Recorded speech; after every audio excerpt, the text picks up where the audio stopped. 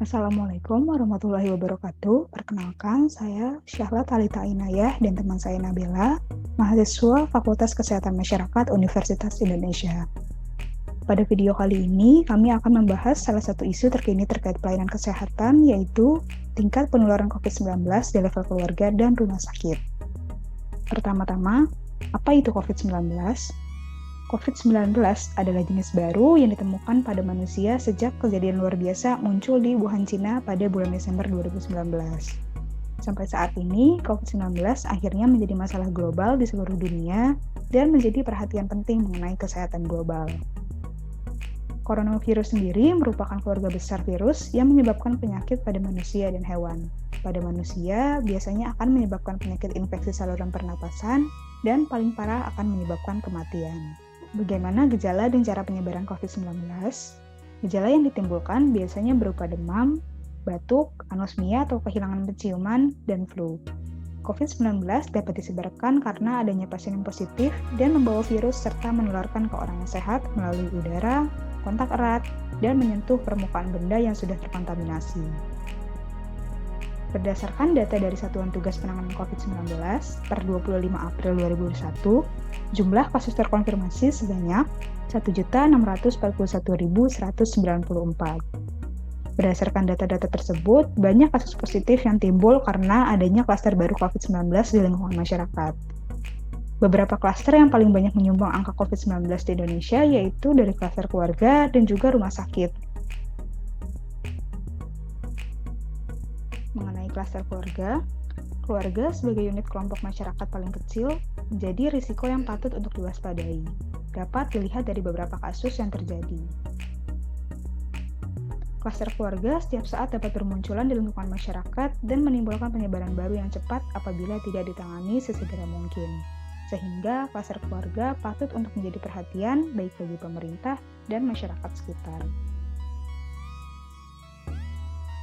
Keluarga sendiri merupakan unit terkecil di dalam masyarakat dengan kebiasaan masyarakat Indonesia yang sering bersilaturahmi antara tiap keluarga menyebabkan meningkatnya transmisi COVID-19 di lingkungan keluarga. Selain itu, dapat terjadi karena beberapa anggota keluarga tinggal dalam satu rumah seperti ayah, ibu, dan anak-anak yang tinggal satu atap dan terjadi interaksi antar satu sama lain. Kasus klaster keluarga yang pertama kali dilaporkan yaitu pada tanggal 24 Januari 2020 di Shenzhen, China.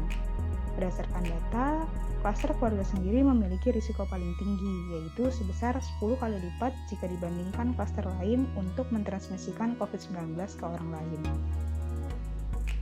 Salah satu penyebab terjadinya timbul klaster keluarga karena salah satu anggota keluarga terinfeksi COVID-19 dan menularkan beberapa atau seluruh anggota keluarga yang tinggal di satu rumah maupun ketika sedang berkunjung ke kerabatnya.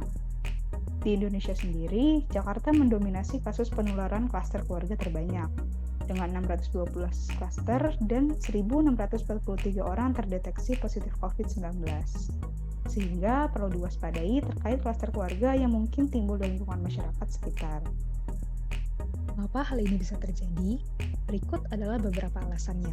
Pertama, adanya acara kumpul bersama keluarga ataupun kerabat. 2. Melakukan kegiatan berlibur bersama atau mengunjungi tempat wisata yang ramai. Dan anggota keluarga yang berbelanja ke pasar baik tradisional maupun modern.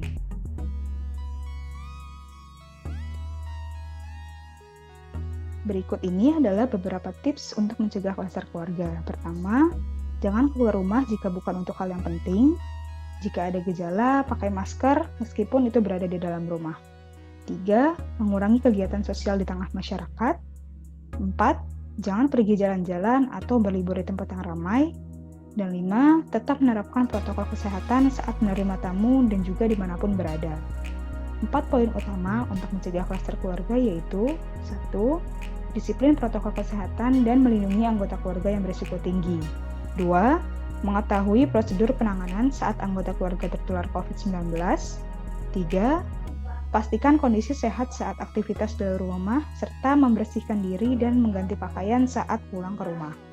4. Ciptakan lingkungan tanggap protokol kesehatan saat ada warga yang terpapar COVID-19. Mengenai klaster rumah sakit sebagai fasilitas kesehatan berisiko untuk menjadi tempat penularan COVID-19, seperti beberapa contoh kasus yang ada. Hal ini harus menjadi perhatian seluruh masyarakat dan tenaga kesehatan yang beraktivitas maupun sedang mencari pelayanan kesehatan di rumah sakit. Rumah sakit yang merupakan sebuah institusi perawatan kesehatan profesional yang diberikan oleh dokter, perawat, dan tenaga ahli kesehatan lainnya. Rumah sakit merupakan fasilitas kesehatan yang sangat penting pada masa pandemi COVID-19. Bisa berisiko sebagai klaster jika perawatan pasien tidak sesuai dengan protokol yang telah diatur sedemikian rupa.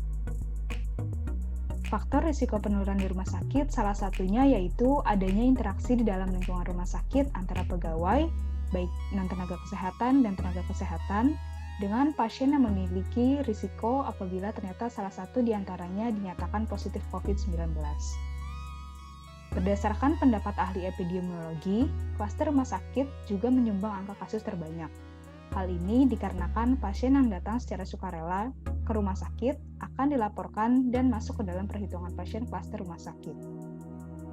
Sejauh ini, tenaga kesehatan yang meninggal akibat COVID-19 sebanyak 647 orang per tanggal 28 Januari 2021.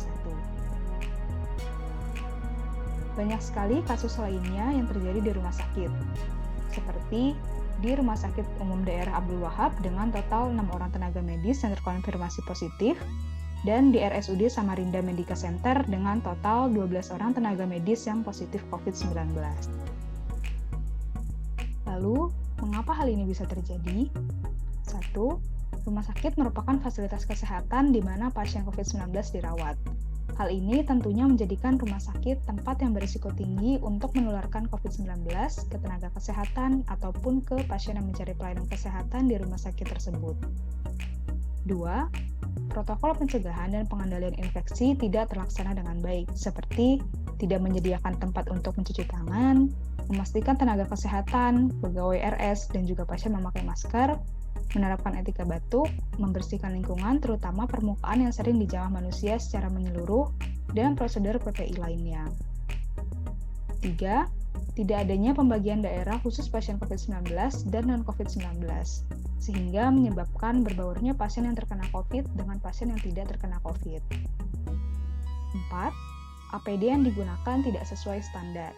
Hal ini berlaku bagi seluruh pasien, pegawai, dan tenaga kesehatan yang berada di rumah sakit.